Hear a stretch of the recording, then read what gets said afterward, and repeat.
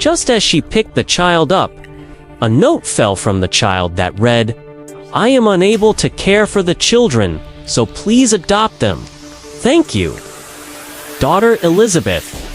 Rosemary couldn't believe her eyes and hurriedly picked up the child and went to the door of the yard, constantly looking around. Perhaps daughter Elizabeth is nearby and is watching me pick up her baby. The thought thrilled Rosemary, but after a long time of looking, there was no sign of her.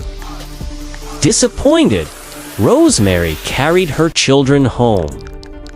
She looked at the little babies in her arms with a mixture of heartache and regret, wondering what kind of life her daughter had been leading all these years and with whom she had given birth. Just then, Joseph came out in his robe in a false sense of humor and asked his wife what had happened. Afterwards, he gave Lisa a heartfelt look and told his wife to raise the child well. On the 26th of February, 1994, a fourth child, Monica, was born. Her fate was the same as Lisa's. No. She was disguised as an abandoned child and quietly sent upstairs when she was 10 months old. This time, Joseph did not force Elizabeth to write a note. Instead, he just made a phone call. It seemed to him that writing notes all the time would inevitably arouse his wife's suspicions, and a phone call might be more reassuring. On this day, Rosemary was cooking at home when suddenly the phone rang. She picked up the phone and found that it was her daughter, Elizabeth. She was excited and kept asking questions, but her daughter didn't answer any of her questions as if she couldn't hear her. She just said, "It's me, Elizabeth. Please take care of the kids for me. I can't afford to raise them. Thank you, Mom." After that, she hung up the phone. The call made Rosemary anxious and rushed to the police. At the same time, Rosemary was wondering, the home phone number had been changed after her daughter ran away. How did she call back?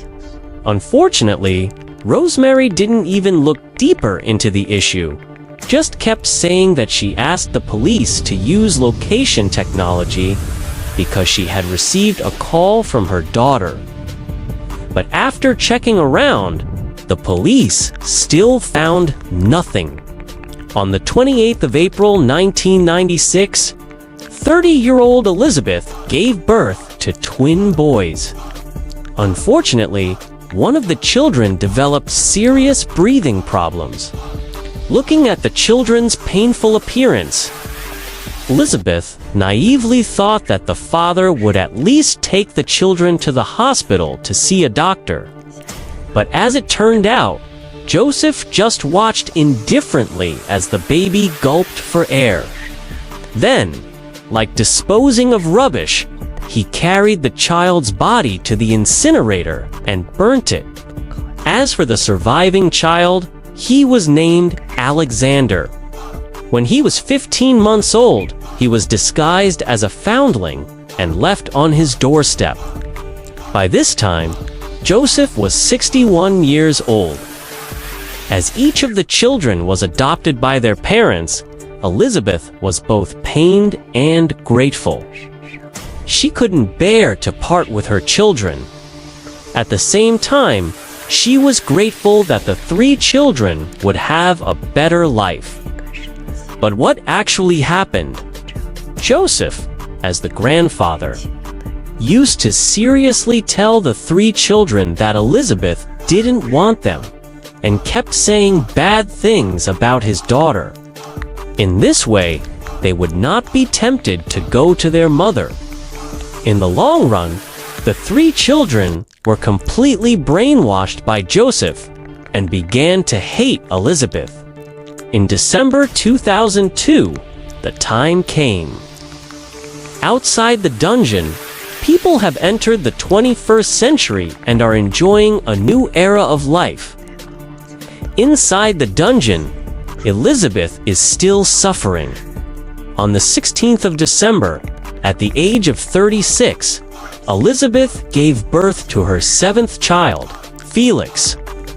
This time, Joseph did not give this child to his wife, reasoning that she was too old to take care of it. At this time, the firstborn, Christian and Stefan, were already 14 years old and 12 years old, respectively. Joseph looked at his growing children and began to feel fear in his heart. From time to time, he warned Elizabeth and the children, "If you don't do what I tell you, your treatment will get worse and you won't escape the dungeon. If you try to escape, you will be electrocuted by the electric current from the door. Even if you manage to open the door, the anti-theft system will immediately release poisonous gas, leaving you dead in the dungeon forever. Life in the cell goes on." At this time, although Elizabeth was only in her 30s, her hair had turned from shiny brown to gray. The years of torture had made her look like an old woman in her 50s. When the children were old enough to understand, Elizabeth began to teach them to read and write, and to tell them about the outside world. She was convinced that as the children grew older, the more her chances of winning would increase. Joseph, in order to prevent Elizabeth and the children from joining forces to rebel against him, often purposely showed adult films in front of the children and then forced Elizabeth to do the same.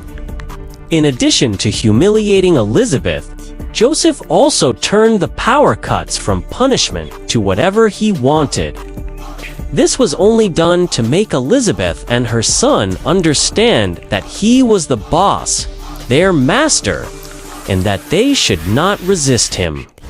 The basement with no vents was like a long and murky hell.